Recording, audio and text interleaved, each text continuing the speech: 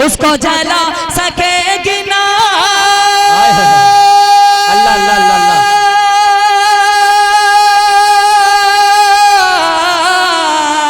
उसको जला सकेगी न दोज़ख की आग भी, दोज़ख की आग भी। जिसके ज़ुबां पे ज़िक्र नबी बार बार बार है, जिसके ज़ुबां पे ज़िक्र नबी बार बार है, नबी बार बार है। कि हमारे बीच में हमारे जो मेहमान खुसूसी आली जनाब अनीस मंसूरी साहब मौजूद हैं, मैं उनसे दरख्वास्त करूंगा कि वो आएँ और अपनी बात, अपना संदेश आप तक पहुंचाने की कोशिश करें। आली जनाब अनीस मंसूरी साहब। बिरादरान इस्लाम, अस्सलाम वालेकुम वरहमतुल्लाहि वबरकातुहू। आज बाराबंकी के कुर्सी विधानसभा में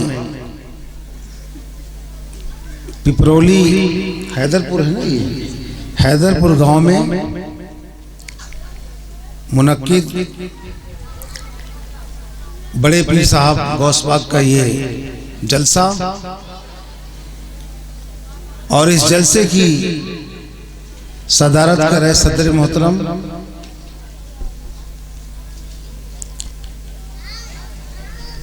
आली जनाब मौलाना इरफान कासमी साहब।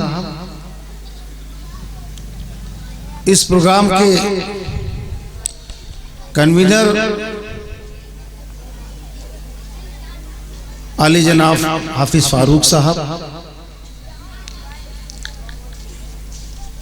इस प्रोग्राम को निजामत के फराइज को बखूबी अंजाम दे रहे हमारे छोटे भाई साकिब हुसैन साहब, बहुत अच्छी निजामत करते हैं, पिछले बार किया था, याद है मेरे को। हमारे साथ लखनऊ से चलकर आए मुझसे पेशतर मुकर्रिर, जिन्होंने इस मंच पर मुझे आने की दावत दी, हमारे साथ लखनऊ में कदम से कदम मिला के चलते हैं। और आप इसी ज़िले से रहने वाले हैं, कथुरी खुर्द के मौलाना इलियास मंसूरी साहब। तो बच्चों शोर मत मचाओ, शांत हो जाइए भैया। हमारे बीच में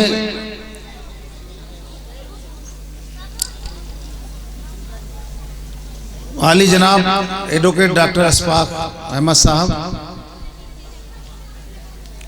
जो जिला पंचायत सदस्य हैं, अच्छे सामाजिक लीडर हैं, तशरीफ रखते हैं मंच पर। हमारे बीच में पसमानदा मुस्लिम समाज के जिला के अध्यक्ष डॉक्टर अजीज अहमद बबलू साहब, जो मेरे दिल में धड़कते हैं। मंच पर भाई रहमत प्रधान जी तशरीफ रखते हैं, और गोपालपुर से के पूर्व प्रधान जी भी मंच पर तशरीफ रखते हैं। बहुत सारे लोग इस मंच पर हैं, नाम लेना मुश्किल है चूंकि बहुत थोड़ा सा वक्त मुझे मिला है। ये जलसा है, जलसे में हमें बस शुक्रिया अदा करने का मौका मिलता है। बहुत सारे हमारे शोराए किराम बैठे हुए हैं, बहुत से आलिम दीन बैठे हुए हैं इस मंच पर, बहुत सारे समाज के फिक्रमंद लोग भी इस मंच पर तशरीफ रखते हैं। मैं सभी का, डायश पर बैठे सभी हजरात का, और हमारे सामने बहुत सारे छोटे छोटे बच्चे, नौजवान साथियों, बुजुर्गों और कसीर तादाद में ख़वातीनें भी इस जलसे में शिरकत फरमा रही हैं। मैं सभी लोगों का दिल की गहराइयों से शुक्रिया अदा करता हूं। मेरे दोस्तों, आज कोई मामूली दिन नहीं है। आज हमारे बड़े पीर का दिन है। ऐसे हम सारे के सारे लोग यहाँ पर जश्न के रूप में, जश्न के तहत यहाँ पर इकट्ठा हुए हैं। और शायद मेरा दोबारा इस मंच पर यहाँ मुझे मौका मिला है आने का। मैं इस प्रोग्राम को सजाने और संवारने वाले इस गांव के सभी लोगों का दिल की गहराई से शुक्रिया अदा करता हूं, जिन लोगों ने अली जनाब मौलाना इरफान कासमी साहब के साथ हम कदम होकर के इस तरह प्रोग्राम करने में अपना पूरा वक्त देते हैं। मैं उन सब का भी शुक्रिया अदा करता हूं। दोस्तों, मैं आपके बीच में थोड़ा देर से आया, चूंकि लखनऊ में भी एक जलसा था गोमती नगर में। मैं वहां से फारिग होकर आपके बीच में हाजिर हो गया। अभी कुछ ही पल में हमारे बीच में जो मौलाना साहब हजरत मौलाना कफील साहब तशरीफ फरमा होंगे। आप लोग उनको काफी लंबे टाइम तक उनको समाप्त करेंगे। आज वो आपको कुछ दे करके जाएंगे, आप लोग यहाँ से कुछ ले करके जाएंगे। ये जो मंच पर लोग बैठे हुए हैं, ये कोई मामूली लोग नहीं है। ये दीन के फरमा बरदार लोग हैं और समाज के भी। हमारे बीच में जगह जगह जा करके दीन को फैलाना, समाज में अच्छे बेहतरीन संदेश देने का काम करते हैं।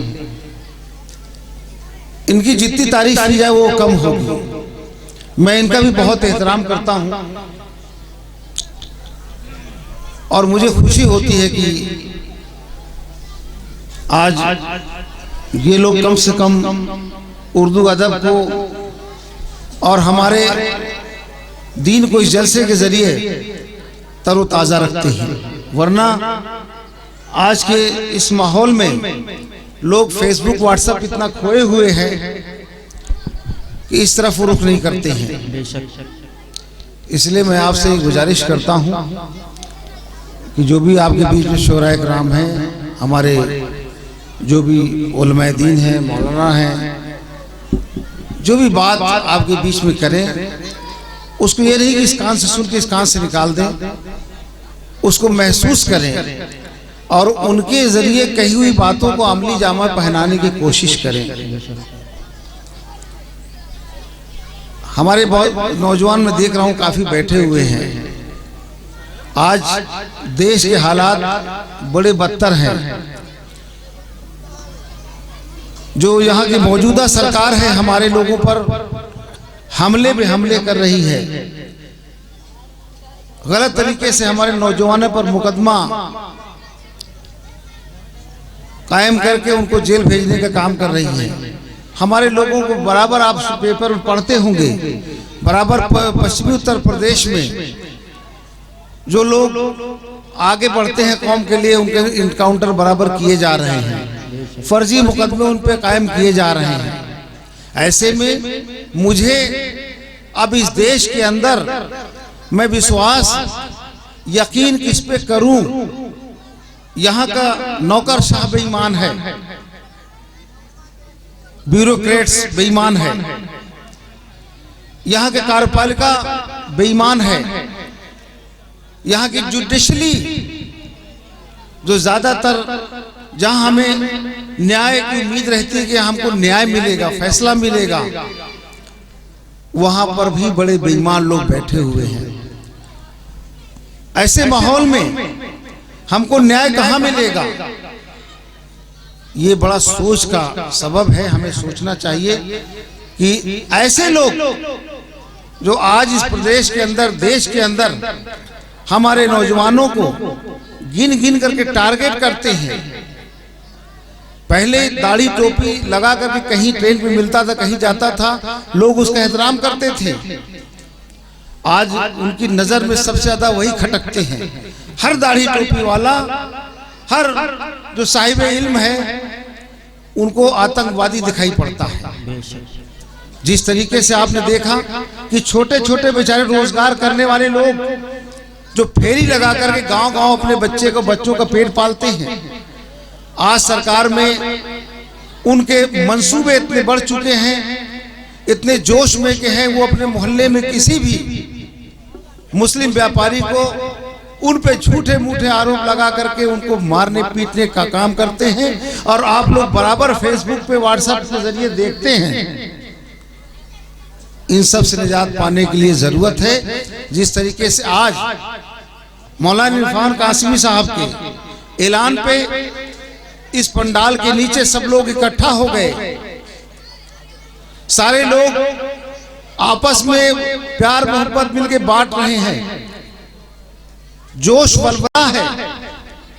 मैं चाहता हूं कि इसी तरह जोश वलवला जलसे के साथ साथ जब हमें सरकार बदलने का वक्त मिले तो हमको भी इसी तरह मुत्तहिद होकर के इस सरकार को उखाड़ फेंकने का काम करना है, जिसने हमारे नौजवानों को जीना मुश्किल कर दिया।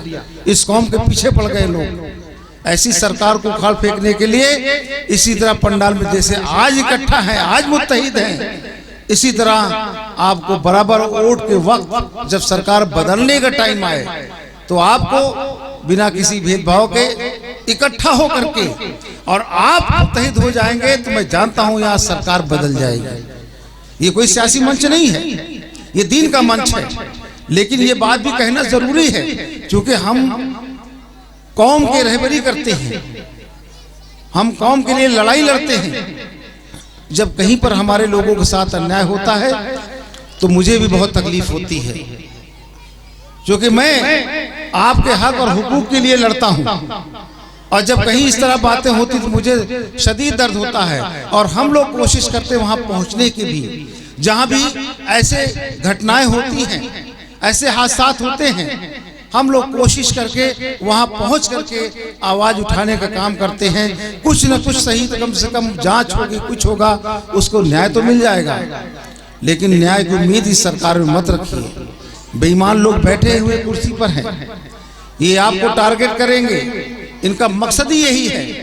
इसलिए मेरे भाइयों, माहौल बहुत खराब है। अपने भाइयों से मैं गुजारिश करता हूं कि आप उसी तरीके से चलें जैसे आपके सामने ट्रक आ रहा है और आप मोटरसाइकिल से हैं।